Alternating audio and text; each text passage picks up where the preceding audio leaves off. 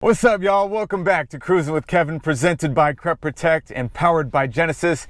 I'm your host, Kevin Cuenca. I'm not gonna lie, it's been hard figuring this out, but I think I got it. We're gonna use Zoom to interact with musicians, influencers, athletes from around the country to keep you guys laughing and entertained. First up is my guy, Flawless Real Talk. He hails from Providence, Rhode Island. He's one of the most talented rap artists in the game.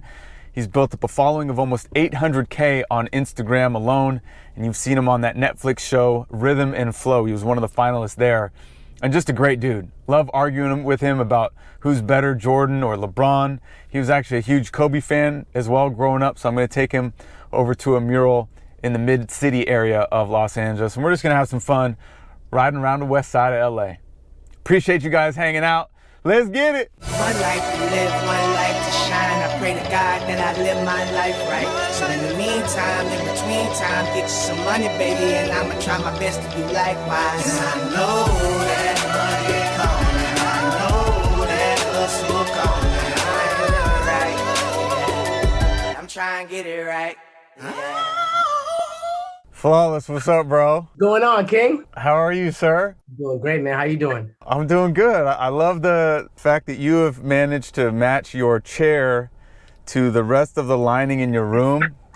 It's pretty fantastic, man. I gotta give you an applause for that. Thank you so much.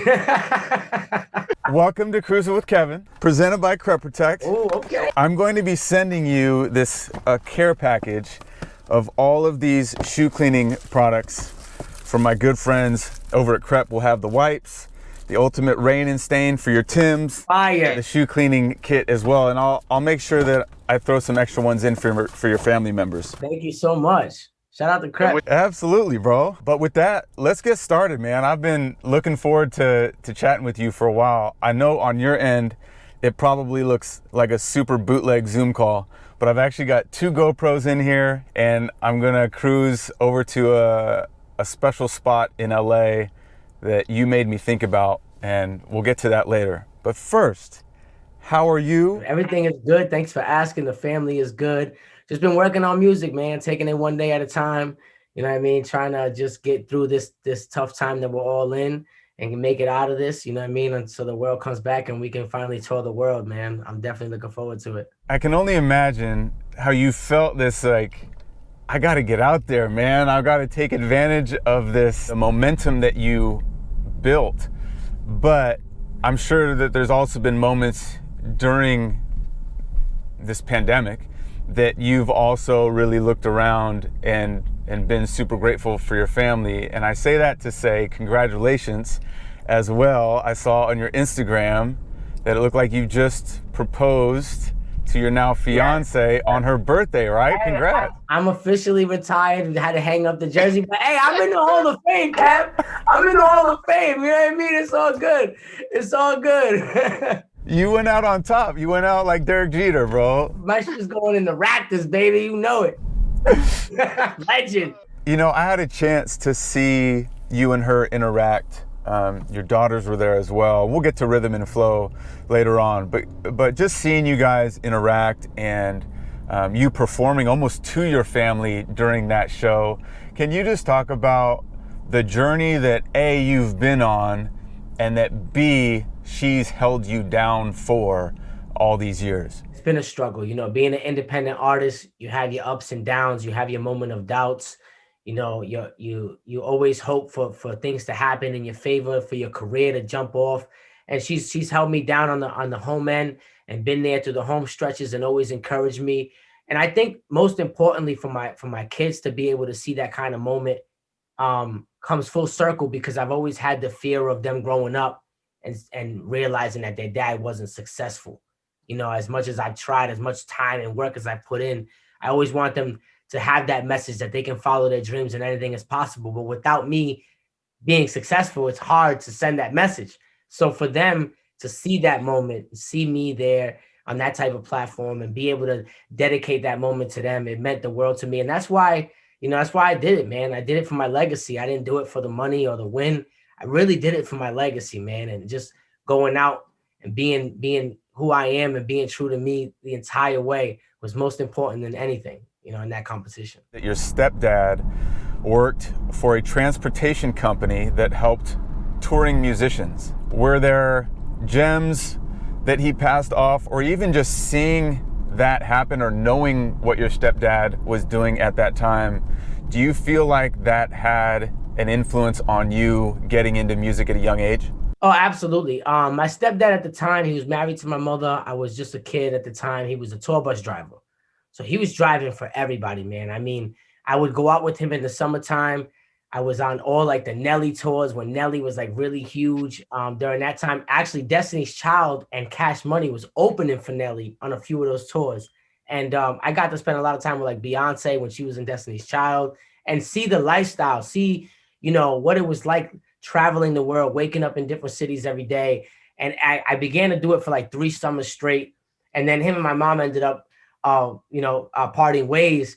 And I always took those 3 summers with me, like that experience, and knew that that was something I wanted to do. And more or less just to see the world and travel and just really just be embraced for speaking your mind and speaking art. Like it was just amazing to me. You know what I mean? It looked like you started recording at 16, but was there, elementary school talent shows and all that stuff before then? No, I actually was a basketball player more than anything as a kid.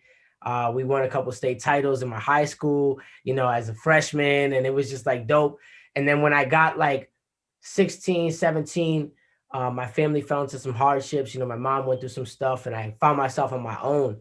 And that's when I started using music to kind of express my emotions in a positive way. Instead of doing the things that people around me were doing, I turned to music as my clutch. And that's kind of where my career began. When you're growing up, loving hoops, I know you're a huge Kobe fan. Were there other teams or players that you were into at that age, or was it just all Kobe? I think it was all Kobe, man. I mean, Kobe, from the beginning of when I started watching basketball, I started watching basketball the year Jordan retired. So it was like 99 so for me, I was like right at the cusp of when Kobe was coming into his prime and when Jordan was no longer playing. So Kobe was my Jordan, and now I see that now that I've been able to see the LeBron era, I know what the people from the Jordan era now go through when somebody new comes in and like they want to overshadow the guy, or you're like, you didn't watch him play, you wasn't there for 20 years, so. But I really, Kobe was a huge inspiration to me on and off the court, just with everything, and just believing that anything was possible. Some of those games that they came back from and the games that they won, along with Tom. I'm from New England, so I'm a huge Patriots fan, like Tom Brady and like those type of comebacks that he's had in his career to win Super Bowls and win playoff games. Like that's all spoken to me volumes in believing and really, trying your hardest and anything is really possible. Those are my type of examples. Like sports is a huge example in my life. This will tie into Crep Protect as well as your love for hoops. What was the first shoe as you're growing up where you're like, man, I gotta have these? My daughter's mom, I met her when we were 13. We were together for about 6-7 years. We basically grew up together. And when I met her, she was like into like Jordans, and like we were so broke. I would never dare ask for Jordans. You know what I mean? So I wasn't even hip on what was like, new. So she's like, oh, the patent leather's coming out and I'm gonna buy them. Like, you need to have these. Like, you need to have them. She was like a rare 13-year-old. Like, she had a job. Like, you know what I mean? She put me on. Like, she was like, you're gonna get a job. You're gonna work at my job. Like this and this. I'm like, okay, like let's do it.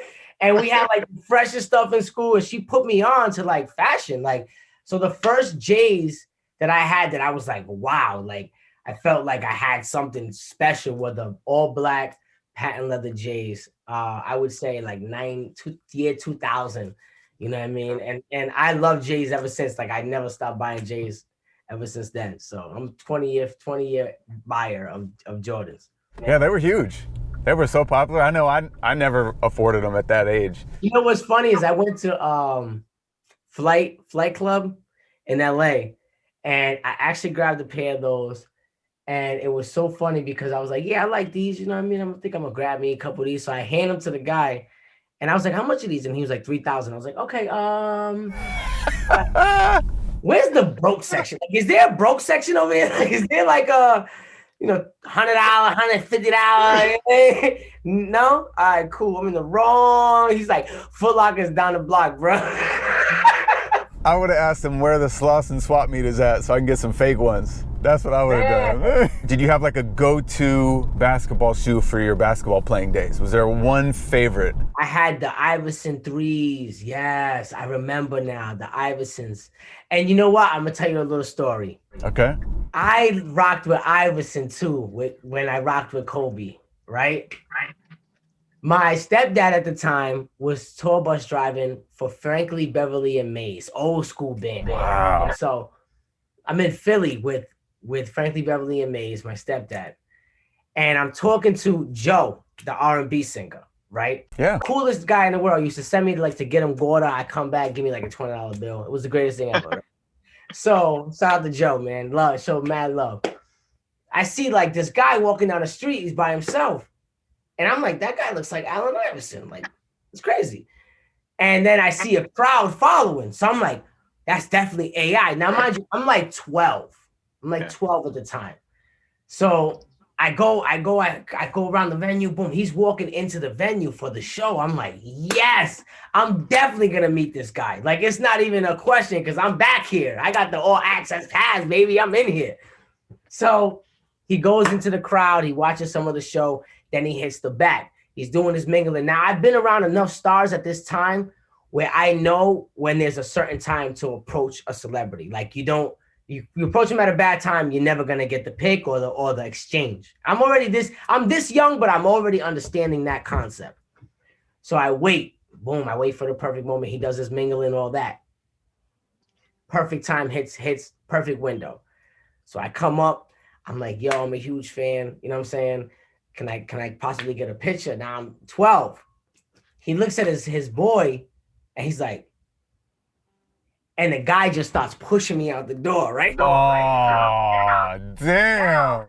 I don't know why I thought I was much bigger than I was. Like, I don't know why, don't ask me, but I got instantly upset. I got so pissed off. I'm like, who the f you think you are, dude? Like, what's going on? Like, you can't give me a picture? Like, I'm a kid, you know what I mean? Like, So he said something and he threw like a swear, right? So I didn't think nothing of it because I'm swearing left and right? So I get out the room or whatever. So I'm like upset. Mind you, I'm 12. So I guess his people that were with him or whatever, they told him he should probably apologize or whatever, right? So these people are coming up to me, this PR person, she's like, did he cuss at you? Here's my card. Wow. So I'm like, nah, I'm good. Comes back, he shows love. He's like, my bad, man. You know, I didn't mean anything by it. Takes the picture and all love. But after I threw them, I had them Iversons on the bus. I threw the thing straight out the window as soon as we got on the highway, bro. And I was like, it's Kobe for life, dog. Forever. It's over. Because, AI was small, so I always rooting for the small point guard because I'm a small point guard. But it was over after that, bro. I was never rocking with AI again. Shout out to him. Much love, man. That was hilarious. It was crazy. It could have been an overzealous bodyguard too. Oh, it definitely was. It absolutely was. And you know what? It was just one of those moments that I think because my previous tours, Nelly, Beyonce, or Lil Wayne was so friendly and cool. Nelly was taking me to the mall, with them. Like, we're going to the mall. You want to come, little man? Like, you know what I mean? I was a huge Nelly fan. So when he did that, I was like, what the?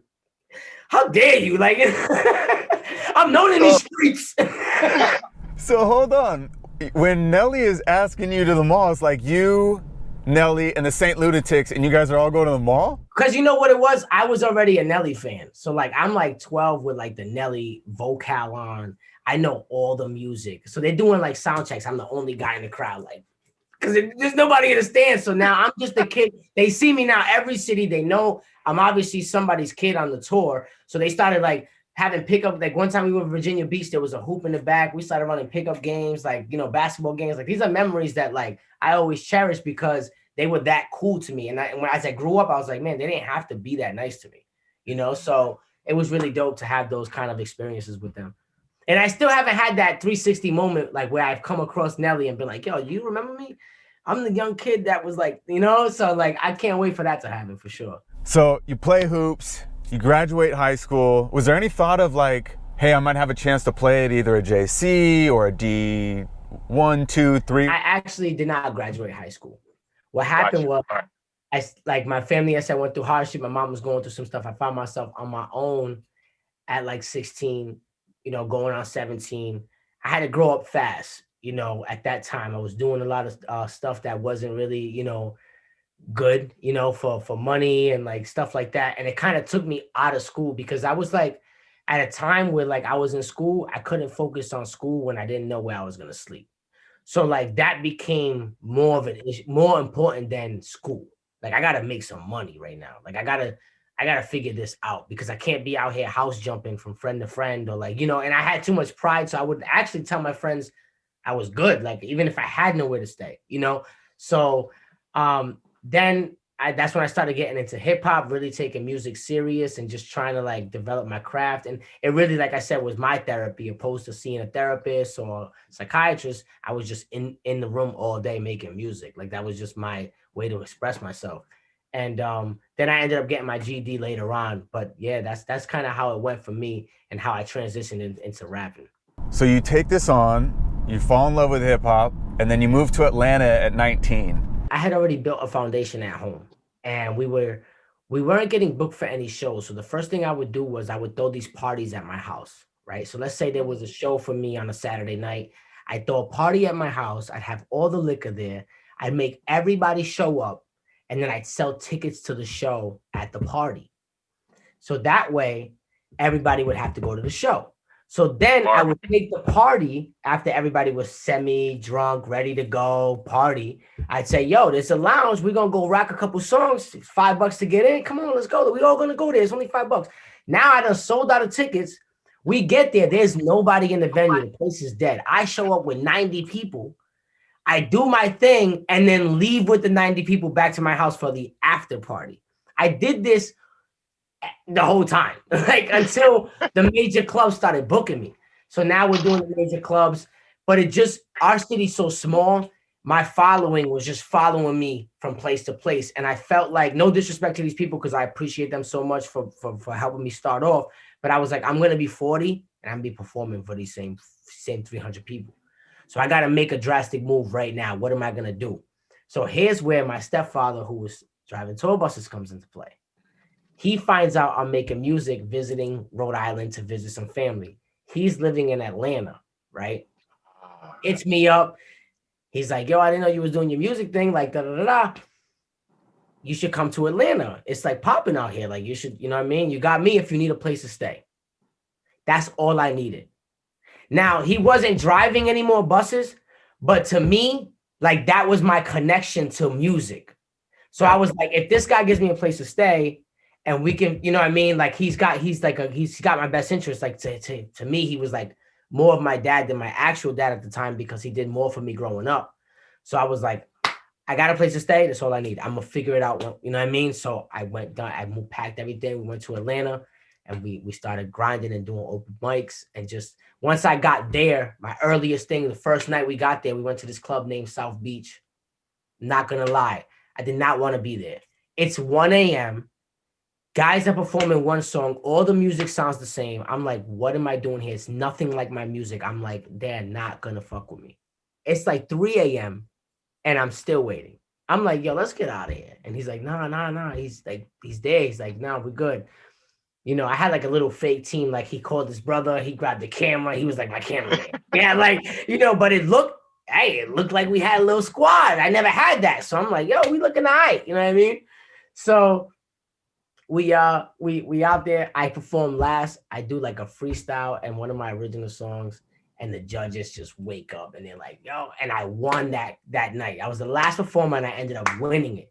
So that was like the start of like us just winning a gang of competitions in Atlanta and really getting our name like really set out there. Like we won a Wendy's competition where we got to open up for T.I. Ludacris at Phillips Arena. So we did like 20,000 people. I was only in Atlanta for about 2 months, and I went from 300 people in Rhode Island to 20,000 people in Atlanta. And then once we did the 20,000 people and we did great, the radio station got behind us. We started getting all the openings.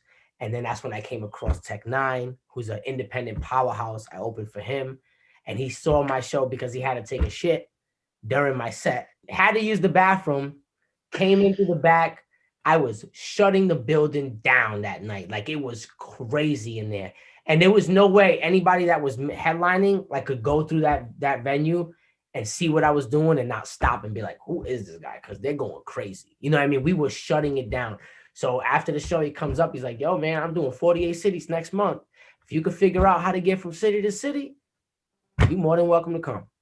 That was all you know what I mean? That was all I needed. So that started my touring career and really my independent career at that time. When I don't even think you can really compare Tech Nine to anybody in terms of his independent music run. That's what shocked me, because when I took the tour, you know, and mind you, we figured it out. Like, we ended up getting an investor involved. We got a bus. I had my logo on the bus. We pulled up the Strange Music headquarters with a bus. He was like, this how you figured out how to go? I was like, I'm ready. Like, it was a boss move. But that, believe it or not, having that bus took the perception of me from them and like made like, oh, this kid's serious. Like, you know what I mean? Like, this kid's really trying to do it. And he dropped gems the whole tour. He was giving me gems the whole tour. And what shocked me was the show in Atlanta was like 500 people. So now, mind you, I'm going on a tour. We just did a show for him. We're expecting that same kind of crowd. So we get on the tour bus. We've been rehearsing. I brought a live drummer with me. We've been rehearsing for 500 plus crowd, whatever, 500 crowd. We get to Kansas. I'm on my bus the whole time. Listen, it's my first day on the bus. I'm not getting off the bus until it's showtime. You know what I mean? It's one of those moments like, nah, I'm on the bus, man. Let me know when it's my time to go. So I have no clue what inside looks like. So now we get into the side stage. I peek through the curtain. There's 10,000 people out there, bro. And I was like, how does this guy who in my city is not really known, who we just did 500 people in Atlanta, a small little venue, have 10,000 people in the Midwest right now watching him? And then that's when I realized I don't need a deal. I need to build a brand. I need to really build my label, because I can have hot spots and still manage. I don't have to be famous everywhere, but if I can conquer a market, then that's where I can win. And that was the birth of really my independence, is following that model of like not needing the industry in a sense to really be successful. You stayed in Atlanta for about 4 years. You start touring independently. At this time, social media is building up. What was the thinking behind, or the deciding factor in, okay, I've got enough of these things building and going well for me, I can now afford to go back home, be closer to family? Wasn't a choice for me. A lot of people don't know this, but the same people that were helping me took advantage of me. So I was taken advantage of. I was then found myself back home with no team, no money, a bigger name. So now I'm like, what am I going to do? Because I have no money. I have nowhere to stay. To the outside world, to people like my mom, and like, you know, it was like everything is good. And I had too much pride at that time. So I had a best friend who was working overnights, unloading produce trucks. And I said, you know, if I can work overnight and sacrifice sleep, I can still have my days to kill and outwork everybody in the studio, because that was more important to me than honestly living. I don't even know how, but it's just that drive that I had. So he got me a job. I worked 3 a.m. to 11 a.m. and then I got straight in the studio after work. I trained my body to get 3 hours of sleep every night. I would crash one night a week. One day a week, I would have a crash day where I would sleep all day, but it was 3 nights, 3 hours a night. And my body became a machine. After about a month of that, I did it for 3 years, and I worked overnight, and I did my career during the day. And that was my sacrifice, to keep things going and not quit when everything went to shit. That's wild. I did it for 3 years, and that's when my video, I have a song called Doctor, where I talk about hip hop dying. I utilize hip hop artists at the time as diseases and anecdotes. And then I describe myself as a cure that takes a little bit of all of our legendary rappers and puts it into one. The video was really, really creative. It ended up going viral on Facebook, got 16 million views And that is where like it kind of recatapulted me to get back into the touring and like everything else, like because I had that stagnant time period of not being able to really do much but survive at that point. That video, Doctor, which to this day I want to say is your most watched video of all time. I wrote some of my biggest records right when I got back home with nothing and nowhere to live. My best friend at the time who got me the job, he let me set up a temporary studio in his bedroom and moved his bedroom to his living room for me. Shout out to Mark, man. It really held me down. And I made some of my biggest records hungry, like with no money. And to me, as an adult now, I look back and I say, how could I be in a studio trying to make songs when I was literally hungry? Like, how was that my priority? You know what I mean? And it's because I was still young. And I was still like, I had that fire. Like, cause right now, I like, if that was the case, I would be trying to figure out how to get, you know what I mean? My situation, that I wouldn't be trying to make new music. Like, it's just baffling to me that I was young and that I was numb to like my situation, that I was still every day, instead of trying to get my life together, I was working on an album, like, because I knew this was my way, bro. Like, I knew it, you know? Those are the kinds of messages that young creatives, even people my age need to hear, where it's like, look, if you want to make this happen, it can happen, but you're going to have moments of starvation, whether you're sleep deprived or food deprived or whatever, where you're just going to have to, in the words of the late great Nipsey Hussle, feel every emotion, but just don't quit. Was there a song or a quote or a relationship that when you were at your like lowest points would just keep you putting one foot in front of the other, so that even if you weren't making great progress, you were still making strides? I think for me, it was knowing what the end goal is, but not paying too much attention to the end goal. A lot of our frustrations are built into our overall picture of where we're supposed to be, of where our end result is. You want the Grammy, you want the concert filled with millions of fans. You're watching videos of people that have that, and it gives you that envious feeling. And it's like, well, I'm good enough to have that. Why don't I have that? That's the worst mentality to have. And that's where you drive yourself insane. The one foot in front of the other mentality, once I adapted what am I going to do today? All right, we know that's the overall goal, right? But what are you going to do today to get closer to that goal? Once I started that one day at a time mentality, and I never knew this, but somebody asked me if I was a recovering addict, because I constantly live by the one day at a time motto. And I guess in recovery, that's one of the mottos that they go by. But it's with anything, it's one day at a time.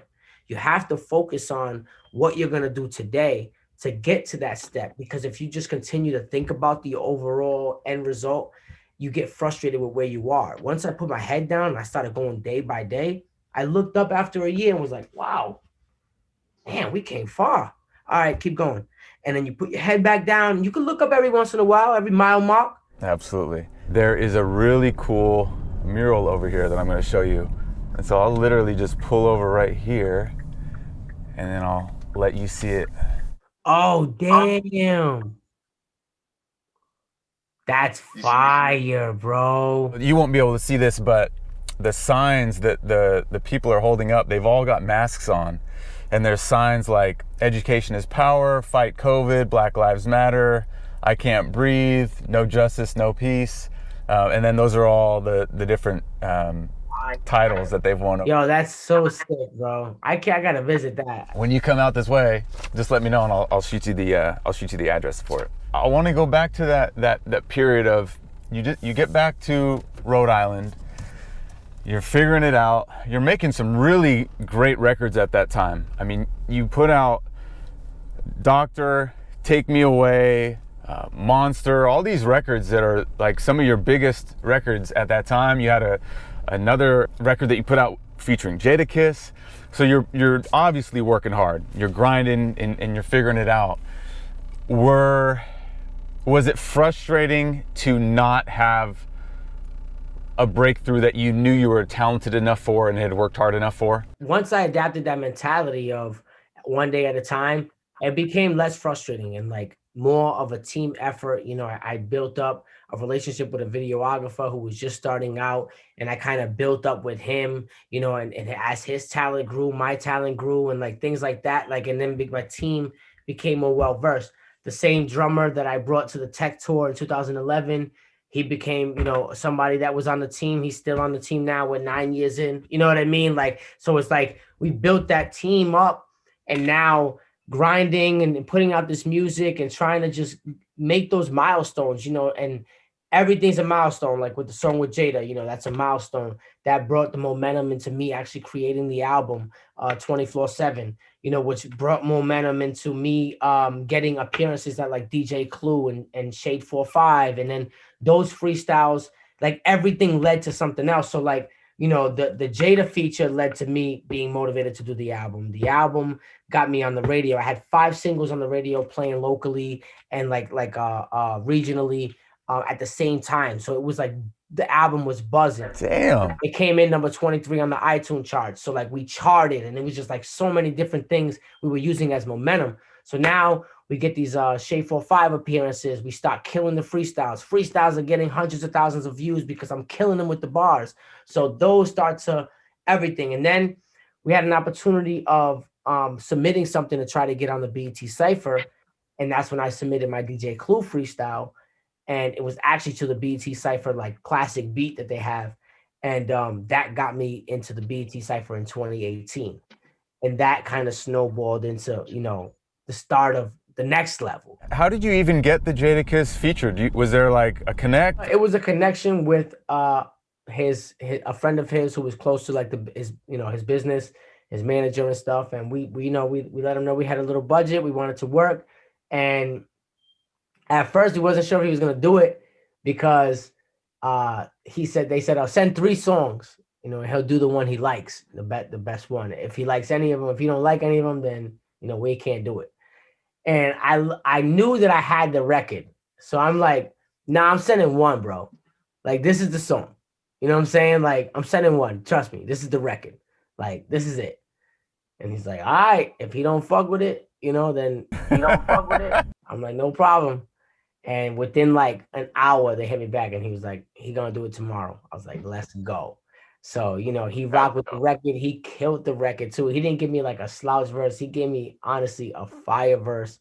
And I was so happy, man. That's like a bucket list thing. And this is no disrespect to like any of the elders in our hip hop community, but the guy that was connecting us actually gave me a few options before he gave me Jada. And I said, look, man, if I'm going to do anybody from that era, you know, right now, the only person that will always and forever be like relevant to me, like, and they always bounce back is Jada. If you can't get me him, I don't want nobody from like that time. And he was like, well, I can get Jada. I'm like, oh, then we talking then, you know, and then he delivered Jada, man. He delivered Jada, for sure. So you're building, the buzz is growing, you're doing all this different stuff, and then this Netflix rhythm and flow opportunity comes along. I want to give a huge shout out to Sade, a friend who worked behind the scenes on that show, DJ Head as well. What was that moment like for you going through all of that? Yeah, I didn't really know what to expect. You know, when we got the Cypher in 2018, we actually got the digital Cypher. And I was upset that we wasn't going to be on a TV Cypher. And that's another valuable lesson for me because I had originally thought I was going to be on the Cypher, and then I found out I was going to be on a digital Cypher, and I was more upset. And then I kind of checked my ego, and I said, look, man, the same people that film the Cyphers, they're going to have to film this, you know, so they got to see you, you know. So the goal is go in there, show them what you're worth, and maybe next year they'll put you on a TV Cypher, you know. And my attitude changed, and I went in there ready to deliver. And I did about 2 takes, and they removed me from the digital Cypher, and they said, we're going to put you on a real Cypher because them bars is crazy. And I was like, thank you, Jesus. But it was that adjustment I made outside. Had I not made that adjustment, I go in there with a shitty attitude. I half-assed the performance. You know what I mean? I don't even promote it because it's not a real Cypher. It's on BET.com, big deal. It's not the look I'm looking for. But I adjusted and checked my own ego and said, look, you're in the room. You're in the room, right? You always want to be in the room. Okay, you're in the room. So make them regret putting you on this digital cipher. And I did just that. They pulled me right from there. And then when I got on the real cipher, the room changed.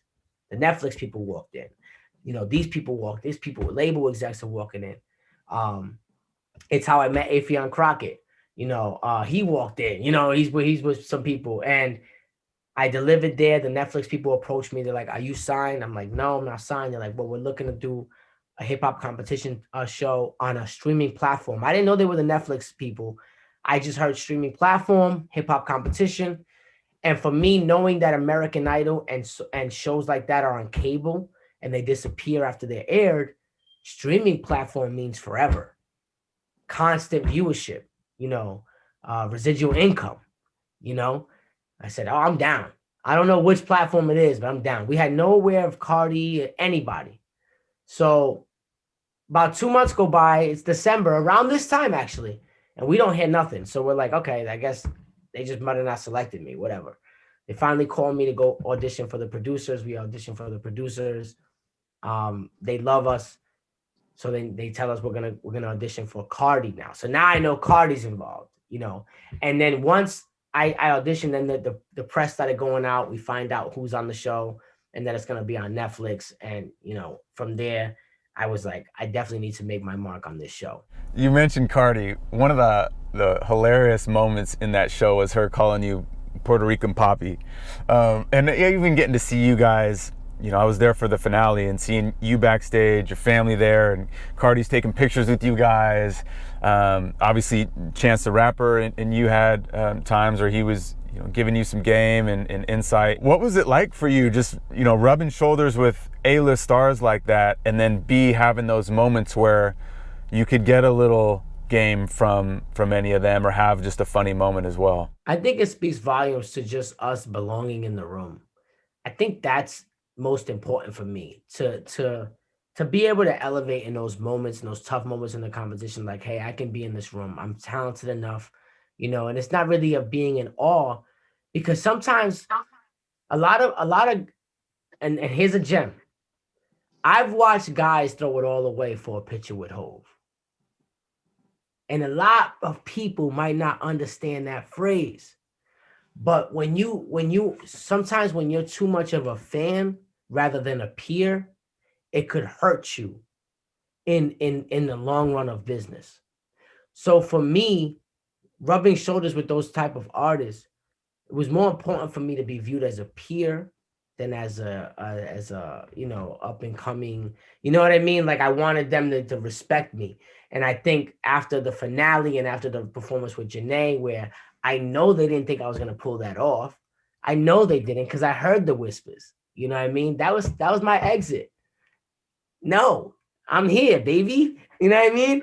So, like, you know, it was just really a blessing to be able to rub shoulders with them. And it takes a lot too. You have to rub shoulders with the right artists. They're 3 humble artists, incredible artists. So, like, you know, it might not be the same with every artist or every relationship. It also goes with the artists that we're rubbing shoulders with being humble as well. And they did an amazing job. They showed love the entire way. They were very supportive of all of us. And even behind the scenes as well, you know. So much love to them. And much love to Janae, man. I had hella fun just doing that song in the car with the candle going. That was funny. That was hilarious. Oh, good times. Up until the finale, where I said, okay, I made it to the end. I'm gonna do what I want to do.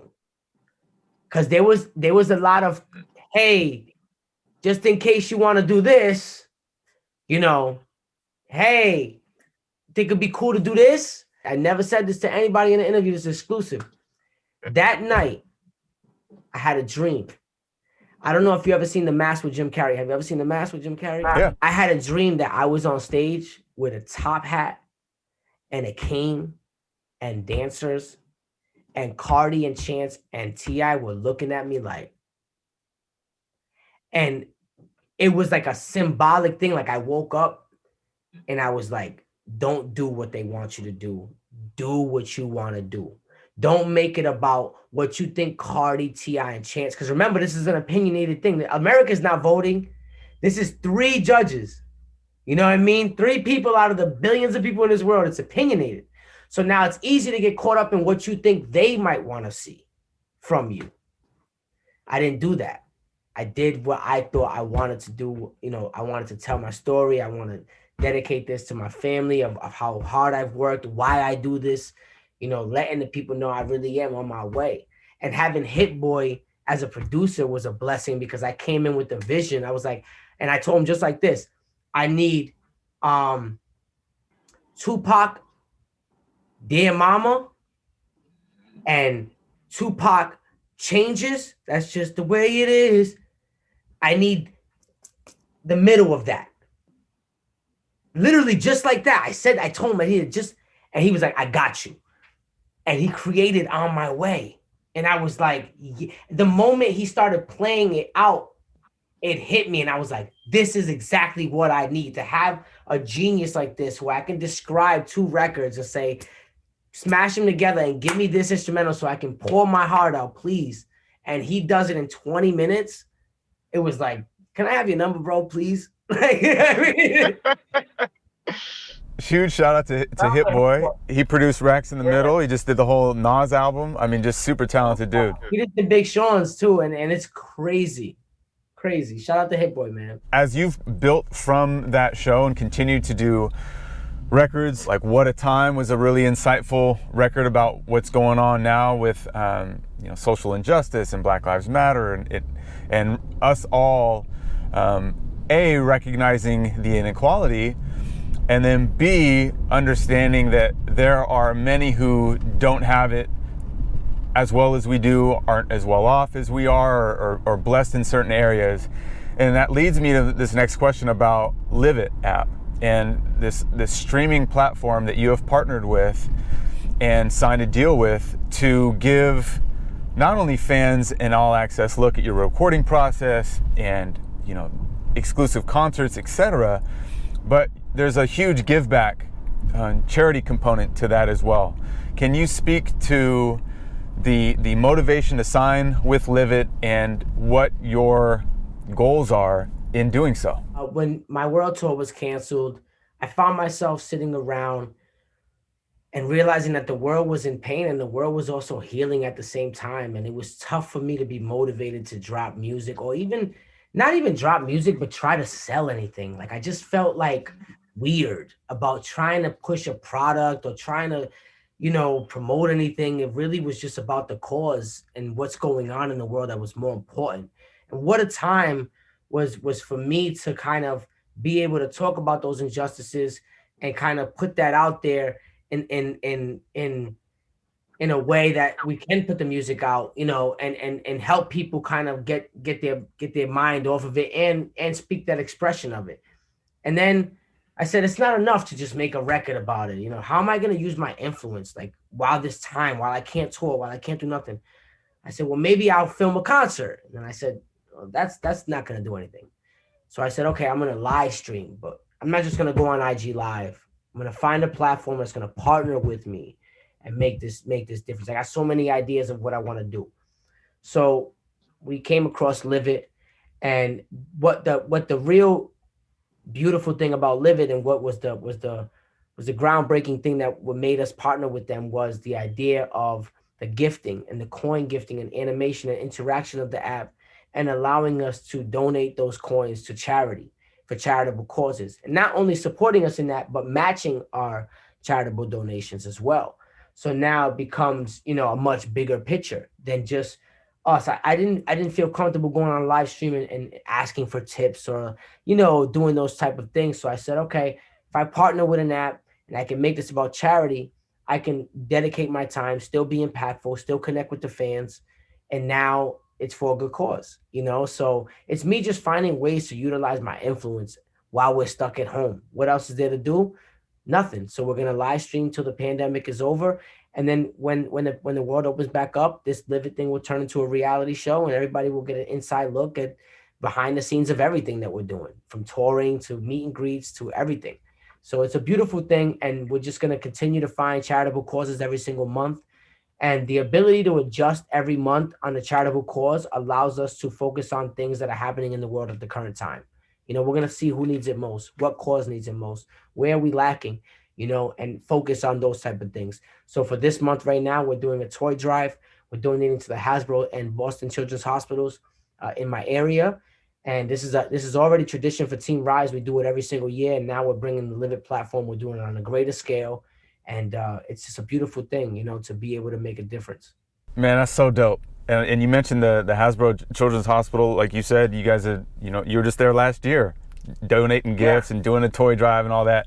When you're able to do stuff like that, especially like when you look back on last year, I'm sure this year will be a little different with COVID and safety precautions and all that.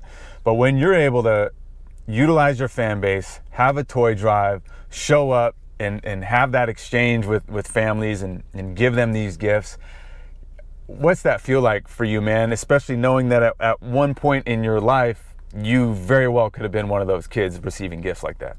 Absolutely. I'm going to give an insight that I think nobody ever thinks of. And I realized it last year for the first time. And it was one of the greatest feelings I ever had in my life. When we donated the toys last year, the Hasbro Hospital made a mock store, created a mock environment that was more of a store. So the parents can come in and shop for their child and what their child is interested in. And it made me realize that this isn't just for the kids. There's parents out there that are exhausting resources, that are working, that are going broke, that are putting their house up to cover these medical expenses, that don't have the money to buy their kids toys during Christmas time. And now we're providing them a way for them to come in and shop. And the smile and joy on the parents' faces was almost as rewarding as seeing the kids, because I realized that we're not just helping the kids. We're also helping the families that are going through this, that are on the back end, dealing with the bills, dealing with the financial struggle, putting up their homes, doing whatever it takes to cover those expenses as a parent, any parent would. So that perspective last year smacked me right in the face. And it was the greatest thing I think me and my team have ever accomplished. Ever. That's dope, man. I got to show you the outside of this car. I'll see if you can guess what kind of car it is. Oh, okay. So we got 4-door. This is all like leather through here. Leather on the dash. The seat's 5. You can see the stitching on the seats. I know what kind of car that is. What kind of car you think this is, bro? Bro, I was just looking at the car, bro. That car is a Genesis, bro. You know that, bro. That's the fire new Genesis, bro. I see you riding clean, too. You see it? Oh, yeah. Them wheels is fire. So this is the G70. This is the twin turbo, 365 horsepower. This thing's a beast, dude. It's really fast. A huge shout out to my guy Carlos over at Lexani Wheels. You were mentioning the wheels. I love those wheels on this car. Those are the Lexani Wraith wheels. How old were you when you got your first car, and what was it? I had to be like 18. My first car was a 1999 Ford Taurus. I wrecked it like 2 weeks later. Oh. So then I had to get a car, right? I got another Taurus. And my boy said it was fire. And I got there and it had the spinning wheel hubcaps on it. I was like, bro, take these hubcaps off my car right now, bro. Oh, man. So you would need the GV80 because you wouldn't be able to fit your wife and 4 kids in it. She needs... Just had this conversation with her yesterday, bro. That's so funny that you said that. I was like, first of all, if you want to have any more children, just know it's you that needs to get a new vehicle. Oh, man, that's comedy. That is straight comedy. Is there one thing that you're super excited about as we start to get back to normal in terms of your music? I didn't realize my last show was in February. I went to Phoenix and we had a show, headline show out there. And I didn't know that was going to be the last show. You never know. Like, you got to really enjoy every moment, So I'm just really looking forward to the normalcy, being able to go back out there and hit the road. And now, with the partnership with Livid, we've been able to grow in Asia and Japan. They have over 400 million users in Japan and Asia on the app. And I'm looking forward to doing concerts in Taiwan and Japan for sure. Dude, you would kill it out there, bro. And you can already see that in the streams that you did on Livid, just in terms of the engagement, the interaction, and the buzz, and how they help build you up, even just within the platform from a perspective of the business, like you can tell they're all the way behind you. First live stream show, November 13th, and we had 1.2 million viewers on the live stream. So it was really dope. That's crazy numbers. That's one of my advantages with Livid. Like I said, wanting to partner with a company allows me to have maximum exposure rather than fighting for visibility, you know, and that's what we do on those platforms, these social media platforms. We're constantly fighting for the algorithm and visibility. They're actually maximizing my visibility. So it's been a blessing. That's so dope, man. We'll finish up with this. LeBron just had a monster season, NBA Finals MVP, leads the Lakers to the title. You're a huge LeBron fan over Jordan. How are you feeling right now, man? I got LeBron 1, Kobe 2. Oh shit, Jordan's out of the top 2. Hey, you know what almost swayed me a little bit though? Them ball fakes that he does. Oh, with the Palman? Yeah, that I never seen that. I can't lie. I never seen that. I thought that was very impressive. You got some extra ammo for your LeBron arguments that we had on your podcast. Once we run it back right now, where you going to be at? The 2 arguments are this. LeBron will have it in a longevity game, right? He's going to have all the career numbers, and he may end up with, 6 titles as well. He will have way more finals appearances. The stats are definitely going to go to LeBron. Having lived through Jordan's dominance, while it wasn't 12 years long because of the 2 retirement stints, the utter and sheer dominance of 6 years in which he was the king of the hill, I guess you would say, would be for Jordan. If Durant doesn't join the Warriors, do the Cavs beat the Warriors the next 2 years? That's a yes. And he would have had 3 in a row right there. That's one of the best teams I've ever seen in history put together, and he had to play them in the finals twice. And I think that if he didn't run into them and Durant doesn't join the Warriors, which was crazy to me, after a 73-9 season, he joins them and they beat him twice in a row. He would have 6 going on 7. I'll preface it by saying that what Durant did was fucking ridiculous and he should have never joined the Warriors. Having done so, I don't think that you could point out a more talented team than the Warriors in terms of probably NBA history. So what LeBron was going up against was definitely greater than a team that Jordan ever had to face. And that's not even close. So again, that's an argument that's going to strengthen LeBron's case. Now, in defense of Jordan, you can't blame Jordan for him not having to face Durant or a team loaded like that because he's just facing who he's facing, right? It's a different era. Guys weren't shifting teams like that. With that said, I still think that those 6 years of dominance from Jordan would have been something we've never seen before, at least in kind of modern era basketball, outside of the Celtics in their runs when there was 12 teams in the NBA. So my argument would be that at his peak, Jordan was the best basketball player that we've seen for a long enough period of time where it wasn't okay, this guy dominated the game for 1 or 2 seasons and then he had a blowout knee injury and we never know what he could have been, right? Like a Derrick Rose or something. I still think that LeBron's got a little work to do, but the thing is, LeBron still has plenty of time to do that work. LeBron could end up with 6 or 7 titles, dude. We don't know. I mean, if with Anthony Davis re-signing and LeBron staying here, they could win another 2 or 3. And then at that point, once you start getting into the 5, 6, once it's 5 or 6, then I don't know how you don't give it to LeBron because he's going to have the longevity on top of that. With you agreeing to that, I concur.